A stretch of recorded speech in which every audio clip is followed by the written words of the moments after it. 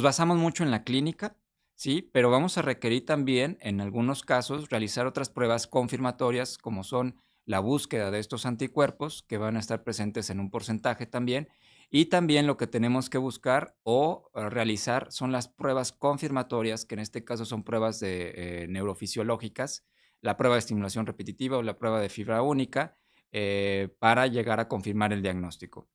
En un porcentaje de pacientes se asocia a la presencia de un tumor a nivel del pecho, que es el timo. Entonces, cuando se asocia, la enfermedad a la presencia de este tumor, se puede llegar a considerar como una de las opciones terapéuticas a través de una cirugía extirpar el tumor. Hablando de la paciente embarazada, esta cirugía no se recomienda durante el embarazo, ¿sí? O sea, se tiene que realizar posteriormente a realizado el embarazo, ¿de acuerdo? Entonces, para esto nos sirven los tratamientos farmacológicos para lograr tener un buen control de la enfermedad. El escenario ideal es cuando ya tenemos el diagnóstico en una persona, en una mujer, que la persona esté bien tratada, bien controlada, ya sea con medicamentos sintomáticos o también con medicamentos inmunosupresores, y dependiendo del tratamiento inmunosupresor que tenga la persona, planear el momento adecuado para buscar el embarazo, ¿sí? Porque otra consideración también es que la miastenia en el embarazo puede presentarse o puede evolucionar de manera diferente. Un porcentaje de pacientes se van a mantener estables durante todo el embarazo. Otro porcentaje de pacientes pueden tener, un agravamiento de los síntomas y otros pudieran tener una discreta mejoría de la enfermedad. Lo que no sabemos es cómo se va a comportar cada una de las pacientes. Lo que sí sabemos es que durante el primer trimestre del embarazo es donde existe el mayor riesgo de un agravamiento de los síntomas. Por eso la importancia de que las mujeres que tienen miastenia y que están cursando con un embarazo deben de tener un seguimiento bien estricto, sobre todo durante el primer trimestre. Y también que pueden ocurrir, a un agravamiento de los síntomas una vez resuelto el embarazo, o sea, ya durante el puerperio, y esto puede prolongarse todavía algunas semanas. Entonces, esta es la importancia también de mantener una vigilancia estrecha en estas pacientes, y no olvidar también que hablando de lo que es ya las, complicaciones que pudiera tener el producto, o sea, el bebé, en un porcentaje bajo de pacientes puede haber una transmisión de estos anticuerpos hacia el producto, hacia el bebé, lo cual puede dar un cuadro de miastenia gravis, en este caso es temporal en el bebé, y por eso también la importancia de que el médico pediatra esté atento ante cualquier signo de debilidad en que pudiera presentar el recién nacido de una persona, de una mamá que tiene miastenia gravis. ¿Cuáles podrían ser las complicaciones que pudiese presentar después del parto? Bueno, el aumento de la debilidad en la mamá y, bueno, el producto también puede llegar a presentar síntomas sugestivos de la enfermedad, en este caso, la falta de movimiento de las extremidades, lo cual puede provocar que en el producto las articulaciones se congelen, digámoslo así, provoca una artrogriposis y la falta de movimiento del producto dentro del útero también puede provocar un aumento en la producción de líquido, lo cual puede provocar también algunas complicaciones. Entonces, también ahí el seguimiento que se le debe de dar al producto es importante. En cuanto al riesgo durante el parto, obviamente ahorita mencionaba que existe un seguimiento, o más bien que se le tiene que dar un seguimiento a la paciente durante el proceso de embarazo.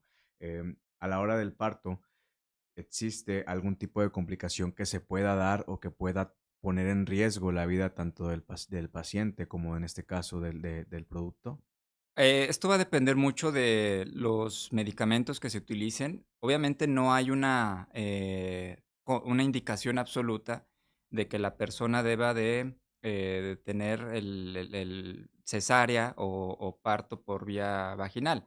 Aquí va a depender de varios factores. Bueno, como les comentaba, nosotros tenemos tres tipos de músculos y el músculo que se ve afectado en la miastenia grave es el músculo esquelético, ¿de acuerdo? Cuando una persona está en labor de parto, tiene diferentes etapas, ya en la segunda etapa del parto es donde ya inicia como tal la acción del músculo esquelético, esto es durante las contracciones para que la mamá, a través de ese esfuerzo, pueda continuar con su trabajo de parto. Es en esta etapa en donde la persona, la mamá, se puede fatigar más fácilmente. No interfiere con las contracciones dentro del útero, sino con las contracciones de los otros músculos, entonces sí se puede llegar a fatigar ahí la mamá y eso puede retrasar un poco el trabajo de parto, en la mujer. Aquí también debemos de tomar en consideración el uso de medicamentos que se pueden utilizar como anestesia, en este caso cuando son bloqueos o anestesias regionales, porque hay medicamentos que sí pueden favorecer a un aumento de los síntomas, a mayor debilidad. Entonces ahí tenemos que tener mucho en consideración eso y no olvidar también que, bueno, el embarazo también conlleva el hecho de presentar otro tipo de complicaciones que son externas a la enfermedad. Por ejemplo, los casos de pacientes que tienen preeclampsia o eclampsia, que también pueden ocurrir como una complicación, pero en este caso del embarazo, pues va a requerir, en este caso, pues a tener el producto a través de la vía cesárea, lo cual debemos de tener en consideración el uso también de ciertos anestésicos, evitar lo que son los bloqueadores musculares, en el caso de para no para evitar que se complique más la mamá. Y bueno, a veces utilizan otros medicamentos como el sulfato de magnesio.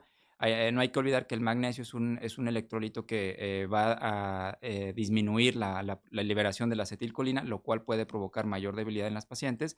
Y también otros medicamentos que también pueden utilizarse en esas condiciones, por ejemplo, los betabloqueadores también se deben de evitar lo más que se pueda para no aumentar los síntomas de la miastenia. Y bueno, otras consideraciones, las infecciones. Hay ciertos antibióticos que pueden provocar un aumento de síntomas en los pacientes con miastenia, por ende también se debe tener un uso apropiado de los antibióticos en las mujeres embarazadas que presentan algún proceso infeccioso. Aquí, por ejemplo, ¿cómo ustedes manejan el tema de la medicación? Digo, ahorita que está en un proceso de que, obviamente está en un proceso de embarazo la paciente, ¿existe algún tipo se reduce la dosis del medicamento que está tomando actualmente o se quita por completo el medicamento para que la paciente pueda, en este caso, tener un embarazo pleno? ¿Cómo ustedes como profesionistas manejan el proceso del embarazo? Aquí tenemos que tomar mucho en consideración el medicamento inmunosupresor que está utilizando. En el caso de los esteroides, bueno, si ya la persona está con un medicamento inmunosupresor, durante el embarazo no se recomienda suspensión, obviamente dependiendo de cuál medicamento haya utilizado. Uno de los medicamentos más utilizados son los esteroides, los cuales se pueden seguir utilizando durante el embarazo, obviamente teniendo en consideración ciertos efectos secundarios que pudiera tener, pero no es recomendable suspenderlo. Hay otros medicamentos que también se pueden utilizar, obviamente que también debemos de tener en consideración el tiempo que lleva usándolos y cuándo se utilizó por última vez al momento de planear el embarazo. En el caso de de las pacientes que tienen miastenia y que presentan una crisis miasténica, esto es cuando la persona tiene datos de insuficiencia respiratoria porque ya los músculos respiratorios no tienen el esfuerzo suficiente para respirar, ahí sí es un tratamiento, es una urgencia médica, la cual se tiene que utilizar o dosis altas de esteroides o inclusive pasar a la paciente a un tratamiento a base de inmunoglobulina o incluso plasmaféresis, en ese caso. Ok. Ahí, por ejemplo, en esos casos que estaba planteando, Doc, ¿qué tanto riesgo o más bien, en qué tanto se pone en riesgo el producto una vez que la paciente, Dios no lo quiera, entra en este tipo de crisis, ¿no? El riesgo es bajo, sin embargo, debemos de estar atento a cualquier efecto secundario de los tratamientos. En el caso de la inmunoglobulina, es raro que ocurra, pero puede pasar. Es un tratamiento que puede aumentar puede provocar un estado de hiperviscosidad y entonces esto también puede afectar al producto, entonces debemos estar atentos mucho a eso. Falla renal, pero en este caso, pues a la mamá, pero depende mucho de la dosis y obviamente está monitorizando también la función renal durante la administración del tratamiento, con una adecuada hidratación, obviamente valorando también los niveles de creatinina, la diuresis, etcétera. Pero son esas consideraciones que hay que tener.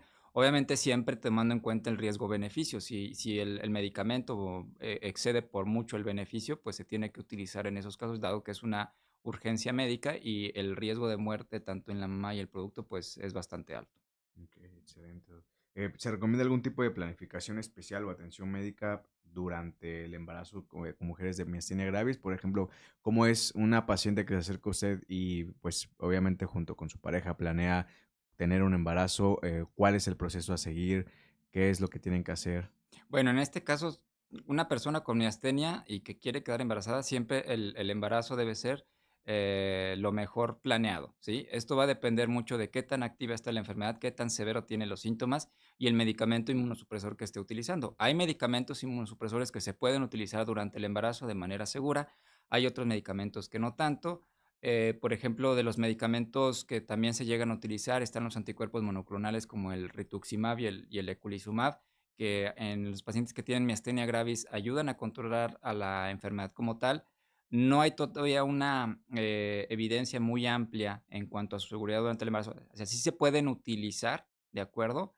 Pero siempre debemos de tener en consideración cuándo fue la última vez que se administró el medicamento para posteriormente indicar o planear el embarazo en la persona.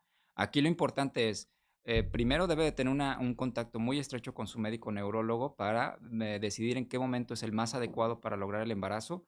Segundo, debe de tenerse un buen control de la enfermedad, tanto clínico y obviamente tener un buen apego al tratamiento para evitar mayores exacerbaciones de la enfermedad, porque como había comentado previamente, si está con un tratamiento inmunosupresor y se llega a suspender, obviamente sin una indicación médica apropiada, el riesgo de que haya una exacerbación de los síntomas es muy alto y obviamente pues esto puede generar más complicaciones en la persona.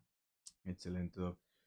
Pues hemos llegado al final de esta cápsula virtual. ¿Algo más que quisiera agregar para toda la gente que nos está viendo? De igual manera, yo los invito a que dejen sus preguntas, sus comentarios para que eventualmente hagamos una segunda parte acerca de esta información para poder responder de forma más puntual con apoyo del doctor sus preguntas y sus dudas.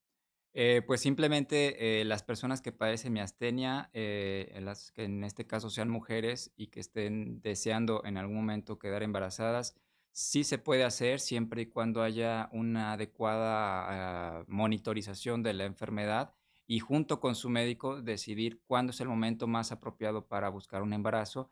Y una vez que se logre el embarazo, es importante tener un seguimiento muy estrecho con su médico para evitar que haya un agravamiento de los síntomas y que esto pueda provocar alguna complicación en los pacientes. Ok, doc. Para las personas que están preguntando, doc, yo quiero un seguimiento con usted, ¿dónde está consultando actualmente? Si nos pudiera compartir la información. Sí, nos encontramos aquí en San Pedro, en Calzada del Valle, ¿sí? Y también nos encontramos en Saltillo, en el Centro Hospitalario La Concepción. Van a aparecer los datos de la ubicación, los números de contacto aquí también síganos a través de nuestras redes sociales, en donde pueden seguirnos y obviamente para buscar algún tipo de valoración médica también. Claro que sí, Doc. Muchas gracias por estar aquí, Doc, nuevamente y por brindarnos esta información que es de suma importancia. Y pues como dijo el doctor, los invito a que se suscriban a todas las redes sociales del doctor Alcides. Es completamente gratis. De igual manera, compartan este contenido con todas las personas que puedan verlo y visualizarlo y pues que más gente sepa que siempre hay una solución, siempre y cuando estén acompañados de un médico como el doctor Fernando Alcides. Muy buenas tardes y les deseo un excelente día. Gracias, producción. Nos vemos y bonito inicio de semana.